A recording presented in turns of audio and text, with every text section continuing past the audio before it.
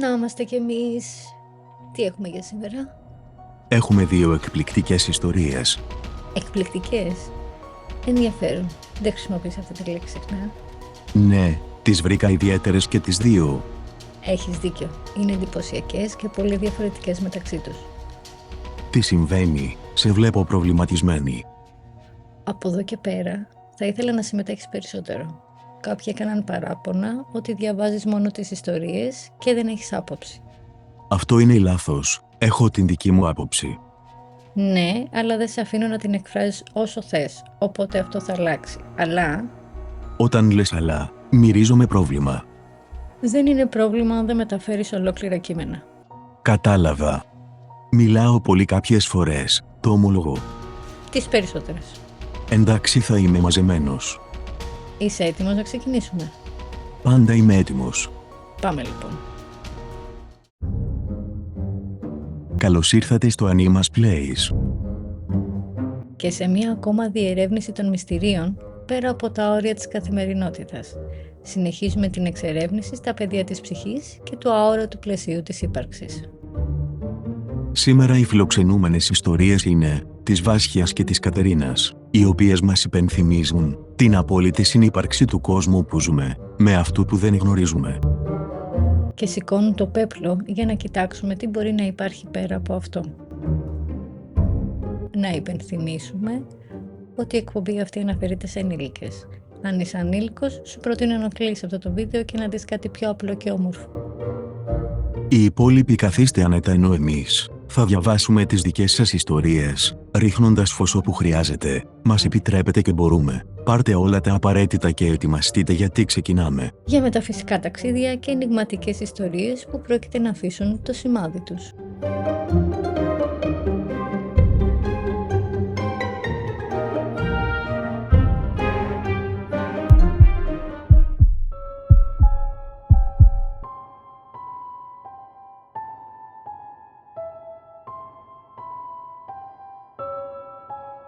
Η Βάσια μοιράζεται μαζί μας μία συγκλονιστική εμπειρία. Ένα ταξίδι μέσα στις απέραντες αβυσσώδεις και φαντασμαγορικές καταστάσεις από τα βάθη της θάλασσας. Μία ιστορία που θα μας ταξιδέψει στα μυστικά του θανάτου και της αθανασίας της ψυχής. Συγχαρητήρια στην παρέα του Νάμα για την προσπάθεια σας να μεταφέρετε γνώση. Χρειαζόμαστε τέτοιες φωνές, ακόμα κι αν είναι του Άλεξ. Εμείς ευχαριστούμε για τα καλά σου λόγια. Εσύ έχεις να προσθέσεις κάτι μιας και σε ανέφερε?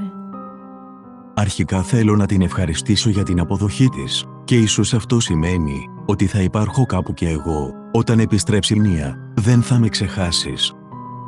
Και να θέλω να σε ξεχάσω δεν μπορώ. Επικοινωνούμε αρκετές φορές μέσα στη μέρα. Θα σε αφήσω να συμμετέχεις στην έναρξη και στους διαλόγους. Συμβιβάζομαι.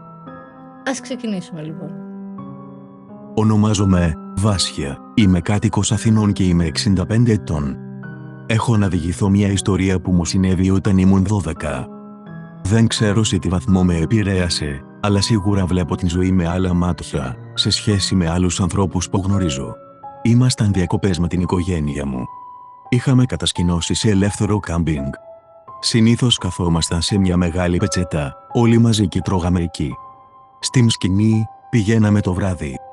Ένα μεσημέρι, είχα φάει περισσότερο από όσο μπορούσα. Το φαγητό ήταν πολύ νόστιμο και αδυνατούσα να συγκρατηθώ. Δυστυχώς, έκανα το λάθος να μπω στην θάλασσα χωρίς να έχω χωνέψει. Η παιδική μου αφέλεια, παραλίγο να καταλήξει σε τραγωδία. Βούτυξα στο νερό και μερικά λεπτά μετά, έπαθα κράμπα στο στομάχι.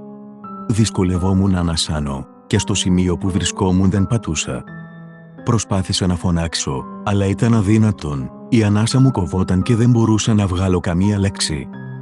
Πριν το καταλάβω έχασα τις αισθήσεις μου και άρχισα να βουλιάζω. Με κάποιον ανεξήγητο τρόπο, έβλεπα την επιφάνεια του νερού, τον ήλιο που έπεφτε πάνω της και γυάλιζε.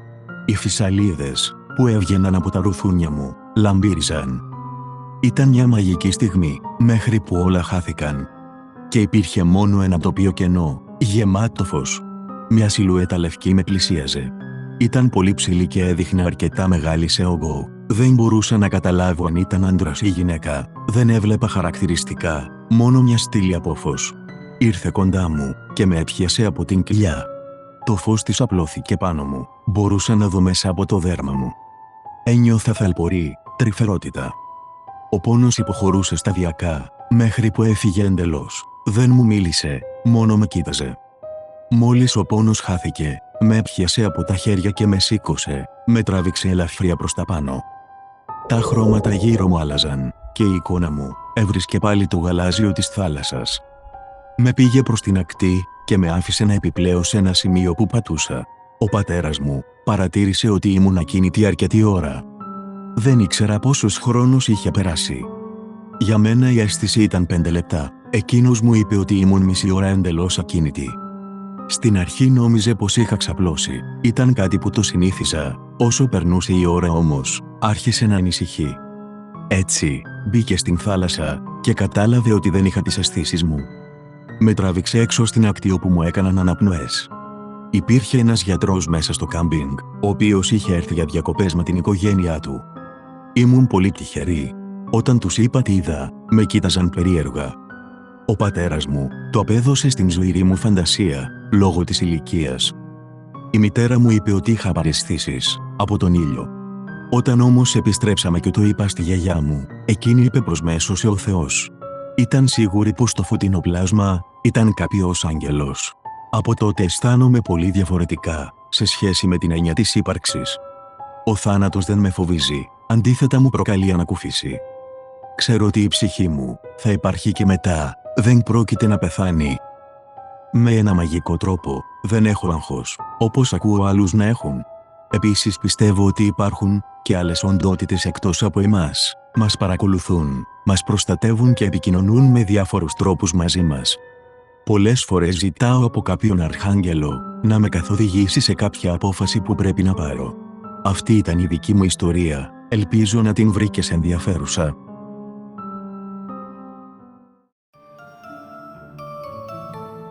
Τι έχεις να πεις για αυτή την ιστορία? Τη βρήκα εξαιρετική εμπειρία. Λέει πως άλλαξε πολλά στην ζωή της. Αυτός είναι ο σκοπός αυτών των εμπειριών. Να σου δείξουν ότι δεν υπάρχει τέλος ύπαρξης, αλλά το τέλος του ρόλου που παίζεις και φυσικά ότι δεν είσαι το μοναδικό «ον» που υπάρχει. Υπάρχουν κι άλλοι, ακόμα κι αν δεν τους βλέπουμε. Εσένα, ποια είναι η άποψή σου για τις μεταφυσικές εμπειρίες?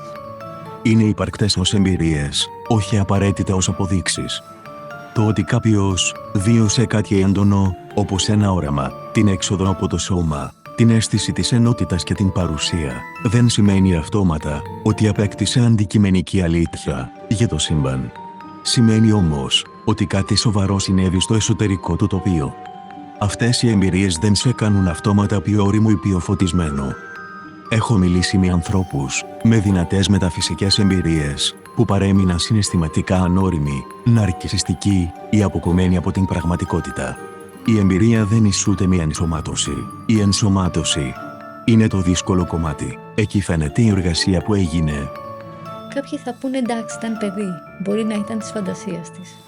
Τι απαντάς σε αυτό? Αν ήταν φαντασία, δεν θα μιλούσαμε για σταθερό αποτύπωμα 50 χρόνων. Η γυναίκα αυτή δεν ζει με άγχος, δεν φοβάται τον θάνατο, δεν έχει αιμονή με το βίωμα. Αυτό δείχνει βαθιά ενσωμάτωση, όχι φαντασίωση. Το θέμα είναι στο μετά την εμπειρία, που μιλάει για αγγέλους, οντότητες, καθοδήγηση. Εκεί θα μας πεις εσύ τι κάνουμε. Εκεί χρειάζεται διάκριση. Το βίωμα είναι ένα πράγμα. Η ερμηνεία του είναι άλλο. Η εμπειρία δείχνει επαφή με κάτι που βιώθηκε ως απόλυτα ασφαλές και φροντιστικό. Το πώς το ονομάζει κανείς μετά εξαρτάται από το πολιτισμικό και προσωπικό του πλαίσιο. Πάμε στην επόμενη ιστορία. Βεβαίως.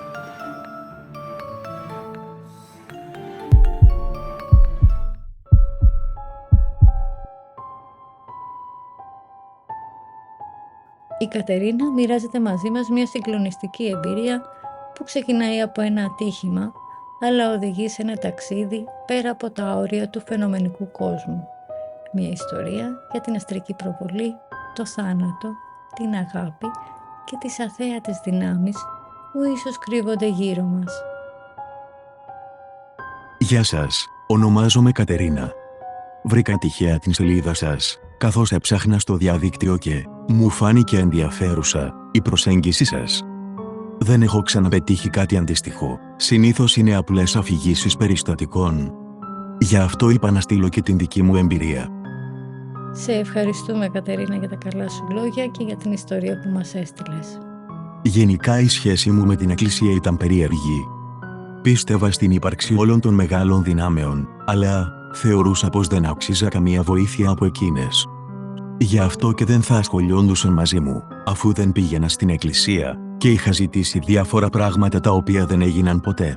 Πριν 10 χρόνια είχα ένα ατύχημα. Δούλευα ως καθαρίστρια σε πολυκατοικία. Γλίστρισα την ώρα που σφουγγάριζα τις σκάλες. Κατέβηκα όλο τον όροφο κουτρουβαλώντας τα σκαλοπάτια και έμεινα αναίσθητη στον ημιόροφο. Εκεί δεν έμενε κανένας και δεν σταματούσε το ασανσέρ, οπότε κανείς δεν θα με έβρισκε σύντομα. Όλοι μετακινούνταν με τον ανελκυστήρα και ελάχιστοι από τις σκάλες. Χτύπησα στο κεφάλι και έχασα τις αισθήσεις μου, όπως προανέφερα. Το χτύπημα τα έσβησε όλα, έχασα κάθε εικόνα. Ή έτσι νόμιζα, γιατί εγώ έβλεπα κανονικά, αλλά όχι με τα μάτια μου. Στεκόμουν πάνω από το σώμα μου και το κοιτούσα. Δίπλα μου υπήρχε μια γυναίκα, ήταν σιωπηλή και έλαμπε ολόκληρη σαν τον ήλιο. Της μίλησα. Την ρώτησα τι συμβαίνει. Εκείνη μου απάντησε πως χτύπησα άσχημα και πως το σοκ ήταν τόσο ισχυρό που βγήκα εκτός σώματος. Μετά την ρώτησα αν πέθανα. Μου απάντησε όχι. Έπειτα την ρώτησα τι γίνεται τώρα και μου απάντησε πως τώρα θα καλέσουμε βοήθεια. Ρώτησα πώς, αλλά δεν απάντησε. Απλά με έπιασε από το χέρι. Περάσαμε μέσα από τον τοίχο και κατεβήκαμε στο ισόγειο. Εκείνη την ώρα, ένας από τους ενοικούς έμπαινε από την είσοδο. Τον ήξερα, έμενε στο 4ο όροφο. Η γυναίκα ακούμπησε τον διακόπτη του ασανσέρ και το κράτησε πατημένο. Εκείνος πατούσε το κουμπί και το ασανσέρ δεν έκανε τίποτα. Η φωτεινή ένδειξη έδειχνε πως είναι κολλημένος στον 2ο όροφο. Έτσι αναγκάστηκε να πάει από τις σκάλες. Με βρήκε και κάλεσε ασθενοφόρο. Μέχρι να έρθουν οι τραυματιοφορείς, ο άντρας έμεινε δίπλα μου. Η γυναίκα μου είπε πως ήταν ώρα να επιστρέψω στο σώμα μου, μα δεν ήξερα πώς να το κάνω. Εκείνη μου είπε πως το μόνο που χρειαζόταν ήταν να ξαπλώσω πάνω του, και το έκανα. Έπειτα μαύρισαν όλα ξαφνικά, δεν ένιωθα τίποτα. Το ασθενοφόρο ήρθε γρήγορα, με μετέφεραν στο νοσοκομείο. Ξύπνησα την επόμενη μέρα, πονούσα, ζαλιζόμουν πάρα πολύ αλλά ήμουν ζωντανή. Ακόμα και σήμερα, δεν ξέρω ποια ήταν αυτή η γυναίκα. Ξέρω όμως, ότι άλλαξε ο τρόπος που βλέπω τον θάνατο. Δεν φοβάμαι πια αν θα πεθάνω. Ήταν όμορφα όπως ήμουν, υπήρχε η αίσθηση της ελευθερίας και γαλήνη. Ήταν ήσυχα και ήρεμα. Δεν είδα κανένα τούνελ, όπως έχω ακούσει από άλλες ιστορίες. Ούτε πήγα σε κάποιο μαγευτικό μέρος. Δεν ταιριάζει η δική μου ιστορία με ό,τι έχω ακούσει ή έχω διαβάσει, οπότε δεν είμαι σίγουρη για το αν πέθανα για λίγο ή όχι.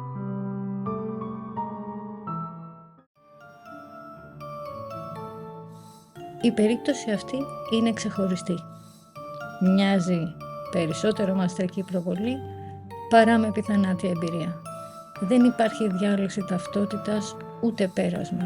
Δεν υπάρχει απόσπαση από τον κόσμο. Υπάρχει επιστροφή με οδηγό.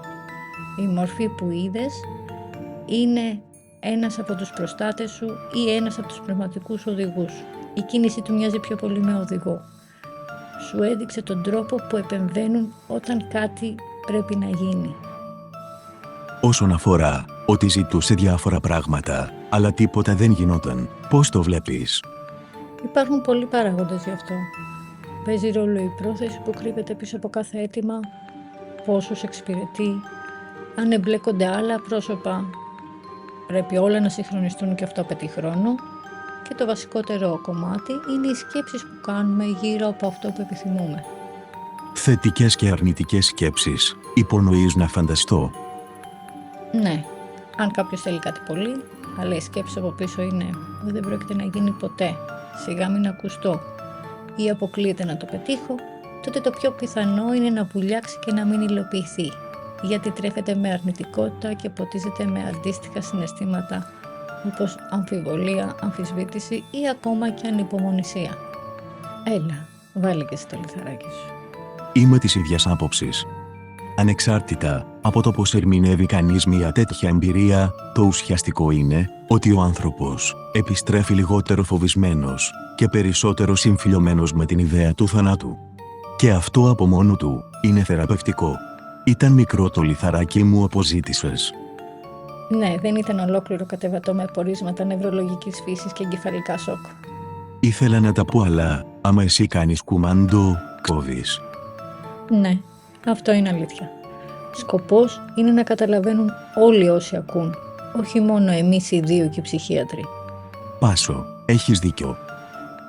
Και τώρα ας πούμε μερικά πράγματα για την αστρική προβολή, γιατί ακούω διάφορες απόψεις ολόγυρα σε μίντια, σχολιασμούς κτλ.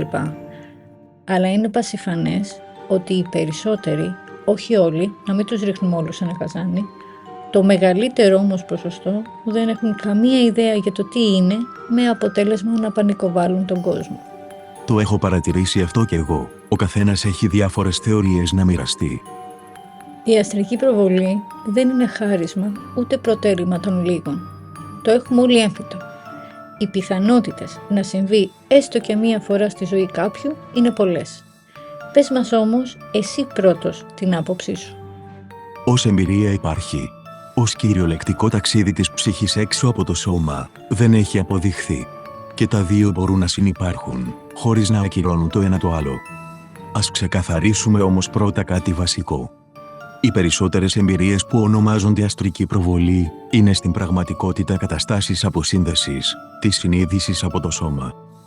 Αυτό ήταν πάσα και σε ευχαριστώ πολύ. Αστρική προβολή λοιπόν σημαίνει αυτό ακριβώς. Η προβολή του εαυτού μας στο αστρικό πεδίο είναι ένα μέρος της συνείδησης το οποίο αποσυνδέεται από το σώμα μας. Πότε έχει παρατηρηθεί ότι συμβαίνει? Πες μας. Συμβαίνει σε βαθιά χαλάρωση ή με διαλογισμό. Στον ύπνο ή στο μετέχμιο ύπνου και ξύπνιο. Σε τραύμα ή με έντονη εστίαση της προσοχής. Εκεί ο άνθρωπος αισθάνεται ότι βγαίνει από το σώμα του. Το βίωμα είναι πιστικό, ζωντανό και τις περισσότερες φορές εντυπωσιακό. Αυτό όμως δεν σημαίνει αυτόματα ότι η συνείδηση ταξιδεύει κυριολεκτικά στον χώρο. Γιατρέ μου εσύ. Το ξέρω ότι με κοροϊδεύεις. Όχι, δεν σε κοροϊδεύω. Τα είπες εξαιρετικά. Για να επιτευχθεί μία αστρική προβολή εσκεμμένα μπορεί να συμβεί με δύο τρόπους. Ο ένας είναι μέσω συνειδητού ονειρέματος και ο δεύτερος μέσω διαλογιστικής κατάστασης. Και οι δύο αυτοί τρόποι έχουν αντίστοιχα τις δικές τους τεχνικές, οι οποίες απαιτούν πολλή εξάσκηση, συγκεκριμένη διατροφή και συγκεκριμένο τρόπο ζωής. Δεν γίνεται κανένα ταξίδι στην πραγματικότητα. Δεν βγαίνουμε από το σώμα μας και πετάμε στο υπερπέραν. Αλλά, έλα, συνέχισε το. Δεν μετακινείται η συνείδηση στον χώρο, συντονίζεται. Όπως δύο άνθρωποι που πιάνουν την ίδια σκέψη, την ίδια στιγμή. Όπως δύο μουσικά όργανα που πάλλονται στην ίδια νότα, δεν ταξιδεύει το ένα στο άλλο, συναντιούνται στη συχνότητα. Και αυτό εξηγεί γιατί δεν βλέπουν οι πάντα μέρη, αλλά παρουσίες. Εξηγεί τις αποστάσεις και γιατί είναι δύσκολο να το κάνει κάποιος κατά παραγγελία. Και τώρα θα πεταχτεί κάποιος και θα πει: εγώ πήγα στη Γαλλία και είδα τον πύργο του Άιφελ και ήμουν εκεί. Και εγώ μαζί σου είμαι. Πήγα στην Αυστραλία και είδα τη μάνα μου, το σπίτι της, τι έκανε και πώς ήταν. Ναι, μπορείς να συντονιστείς με οποιαδήποτε ενέργεια και να προβάλλεις τον εαυτό σου μέσα στο αντίστοιχο τοπίο. Και εδώ είναι ο κίνδυνος. Ο συντονισμός με την οποιαδήποτε ενέργεια. Αυτός είναι ο μοναδικός κίνδυνος που έχει η αστρική προβολή. Αν κάποιος δεν ξέρει πώς πρέπει να κινηθεί, είναι άγνωστο τι ποιότητα ενέργειας θα προσελκύσει. Αυτοί που κάνουν αστρική προβολή φροντίζουν καθημερινά το ενεργειακό τους πεδίο. Τι σημαίνει αυτό?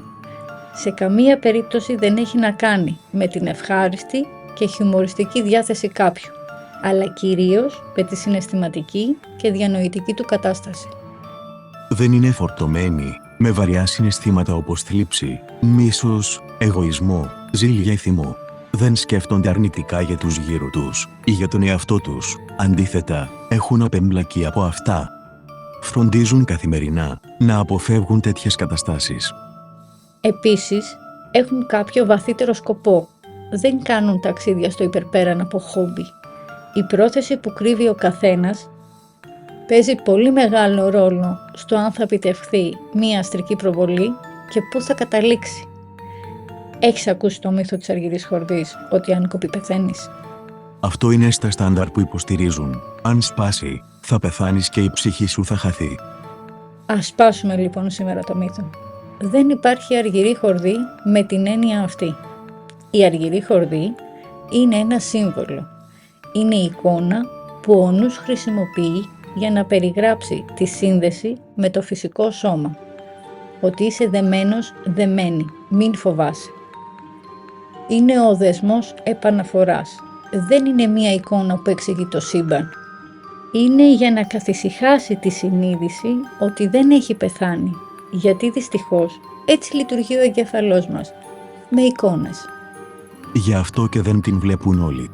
Κυρίως σε επιθανάτιες εμπειρίες, δεν αναφέρεται συχνά η ύπαρξή της. Συνήθως την βλέπουν εκείνοι που φοβούνται, γιατί τότε καθησυχάζει από το φόβο, την αγωνία της επιστροφής και την ανάγκη για έλεγχο. Αυτό λέει πολλά. Τώρα, να πούμε ότι η αργυρή χορδή δεν κόβεται, δεν τσαλακώνεται και δεν μπερδεύεται. Λύνεται. Και δεν λύνεται με ατυχήματα, εμπειρίες ή ταξίδια. Λύνεται όταν τελειώσει η σχέση με το σώμα. Όλα τα άλλα είναι εικόνες που δημιουργεί ο νους για να μπορούμε να μιλήσουμε γι' αυτό χωρίς να τρομάζουμε. Τι λες να δούμε το μύθο του Θησέα και το νήμα της Αριάδνης? Υπέροχη επιλογή. Αυτό είναι κομψό, έξυπνο και βαθιά ελληνικό. Δεν είναι το ίδιο πράγμα, αλλά παρουσιάζει την ίδια ανάγκη, και τα δύο εμφανίζονται όταν ο άνθρωπος μπαίνει σε άγνωστο χώρο, όχι γεωγραφικό, αλλά υπαρξιακό. Το νήμα της Αριάδνης δίνεται πριν την είσοδο στον λαβύρινθο. Είναι μία πράξη σχέσης και εμπιστοσύνης. Ο Θησέας δεν το κρατά από φόβο, αλλά για να μην χαθεί. Η αργυρή χορδή εμφανίζεται κατά τη διάρκεια της αποσύνδεσης. Δεν είναι κάτι που επιλέγουμε, αλλά κάποιοι τη βλέπουμε. Δεν είναι δώρο, είναι μία διαβεβαίωση. Λειτουργεί καθησυχαστικά, όπως είπαμε, ότι είσαι ακόμα δεμένος δεμένη. Εδώ δεν έχουμε είσοδο σε λαβύρινθο από επιλογή.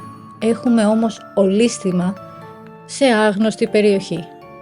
Υπάρχει μια βαθιά ομοιότητα. Και τα δύο λένε το ίδιο πράγμα. Μπορείς να πας μέχρι εκεί, αλλά υπάρχει δρόμος επιστροφής. Δεν είναι εργαλείο εξερεύνησης, είναι όριο ασφάλειας. Η κρίσιμη διαφορά μεταξύ τους είναι ότι το νήμα της Αριάδνης το κρατάς ενεργά. Ενώ η αργυρή χορδή απλώς υπάρχει και εξαφανίζεται όταν δεν χρειάζεται. Το ένα αφορά συνειδητή κατάβαση, ενώ το άλλο αφορά την ακούσια απομάκρυνση. Το νήμα στο μύθο ισούται με το εγώ που κατεβαίνει στο ασυνείδητο και επιστρέφει, ενώ η χορδή ισούται με το σώμα που κρατά τη συνείδηση για να μην διαλυθεί. Ούτε η αργυρή χορδή, ούτε το νήμα της Αριάδνης περιγράφουν ταξίδια. Περιγράφουν το ίδιο ανθρώπινο άγχος, να μην χαθούμε όταν φεύγουμε από το γνώριμο. Το ένα είναι μύθος επιλογής, το άλλο εικόνα επιβίωσης. Τώρα, ας δούμε λίγο τη διαφορά μεταξύ των δύο ιστοριών που είχαμε σήμερα. Η αστρική προβολή δεν έχει το αποτύπωμα της επιθανάτιας εμπειρίας. Συνήθως δεν αλλάζει ριζικά τη στάση απέναντι στη ζωή. Δεν μειώνει τον φόβο του θανάτου, ούτε αφήνει μόνιμη υπαρξιακή μετατόπιση. Αντίθετα, πολλές φορές γίνεται στόχος. Μία μόνιμη επιθυμία διαφυγής από την πραγματικότητα και άλλες φορές προκαλεί τρόμο. Και εδώ υπάρχει κόκκινη σημαία. Όταν κάποιος κυνηγά την αστρική προβολή, συχνά αποφεύγει το σώμα. Τι εννοούμε με αυτό? Αποφεύγει τα συναισθήματα και την καθημερινή ζωή. Και αυτό δεν είναι πνευματικότητα. Είναι φυγή με ωραίο περιτύλιγμα. Υπάρχει και η όριμη ανάγνωση. Η αστρική προβολή, όταν συμβαίνει αυθόρμητα, μπορεί να είναι ο τρόπος του νου να επεξεργαστεί έντονο υλικό. Ανοίγει την αντίληψη και αποκτάς την εμπειρία ότι δεν είμαστε μόνο το σώμα μας, χωρίς να λέει όμως τι ακριβώς είμαστε. Πάμε και στο γιατί κάποιος να κάνει αστρική προβολή για να κλείσουμε. Καταρχάς να ξεκαθαρίσουμε ότι δεν χρειάζεται κανείς να μπει στη διαδικασία της αστρικής προβολής. Κυρίως αν δεν έχει κάποιον που να γνωρίζει για να τον καθοδηγήσει. Ο μοναδικός ουσιώδης λόγος για να το κάνει είναι η αλλαγή της αντίληψης που επιφέρει. Συμφωνώ μαζί σου. Μην κάνετε πειράματα, όλα σε ένα ποσοστό κρύβουν τον κίνδυνο τους. Αυτά λοιπόν για σήμερα. Είδαμε μερικές διαφορές μεταξύ επιθανάτιας εμπειρίας και αστρικής προβολής και νομίζω πως ήρθε η ώρα να κλείσουμε.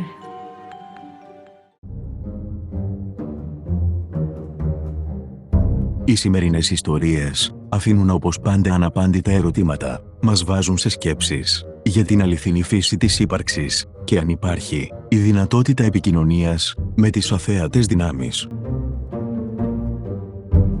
Εσείς τι πιστεύετε? Γράψτε την απάντησή σας κάτω στα σχόλια. Είμαι ο Άλεξ. Και εγώ η Άννη. Σας ευχαριστούμε που ήσασταν εδώ για την υποστήριξη και τα μηνύματα σας. Συνεχίστε να μας στέλνετε τις ιστορίες και τις εμπειρίες σας. Στο namaste.post@yahoo.com. Θυμηθείτε, για τις μεταφυσικές εμπειρίες να γράφετε στο θέμα πέρα από το πέπλο. Μην φοβηθείς να στείλεις. Μπορεί η δική σας ιστορία να είναι η επόμενη που θα αποκαλύψει ένα ακόμα μυστικό του αόρατου κόσμου και να δώσει δύναμη σε κάποιον που την έχει ανάγκη. Θυμήσου να κάνεις εγγραφή για να σου έρχονται οι υπενθυμίσεις του νέου υλικού που ανεβάζουμε. Μέχρι την επόμενη φορά που θα βουτήξουμε στα ανεξερεύνητα και άγνωστα μονοπάτια της ύπαρξης. Να περνάτε καλά, να σκέφτεστε θετικά γιατί όλα είναι δοκιμασίες και να σας λούζει το φως. Να έχετε μια όμορφη μέρα ή νύχτα. Γεια σας. Γεια σας.